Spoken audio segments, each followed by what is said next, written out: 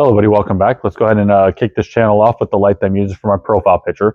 This is a Federal Signal Beacon Ray 176. This is part of a series of lights that Federal Signal was producing. Originally started back in 1948 with the Model 17. Then they also had a 173, 174, 175, and a 176.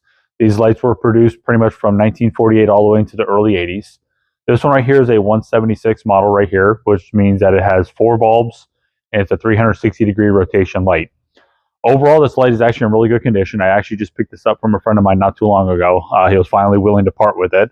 So it hasn't been in my shop long enough to get too dusty and dirty, so I don't have to do any real cleaning on this one. He did say that the dome was a new old stock that he was able to pick up, so it's not sun damaged or faded or anything like that. It does have a few little minor scratches on it, stuff like that. Nothing too crazy. The base, he did just recently polish out the base.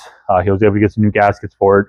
He did replace that badge. He said when he originally got it, the badge was missing, so he wasn't sure what to put on there as far as the serial number, so he just put 57 on there. But originally these things would have had 6 numbers on their serial number, referring to like voltage, the mounting system, whether it's a permanent mount or a magnetic mount, and then generally the month and year. So I don't know exactly what month and year this one was produced, but I do know the 176s started coming out roughly around 1963. So this one's going to be somewhere after 1963 is when this one would have come out. So I'm going to go ahead and pull the dome off and kind of show you the inside.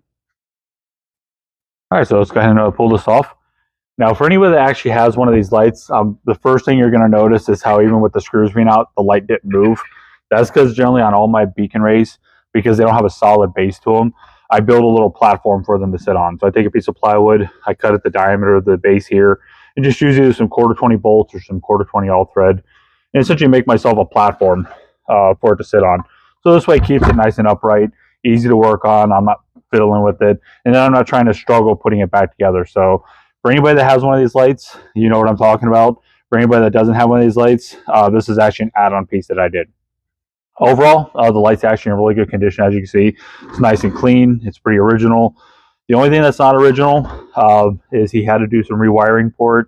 If you're looking for a light and you want to know how original it is, one of the biggest red flags is not seeing this style wire, which is a fabric covered style wire. They're generally always white.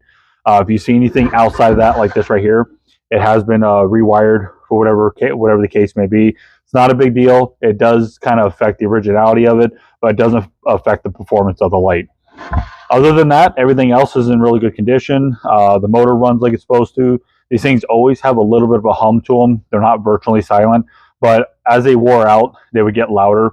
This one's actually fairly quiet, like they generally would be when they're in good shape. So overall, that's really nice. So I'm going to go ahead and put the dome back on it and show you it in action.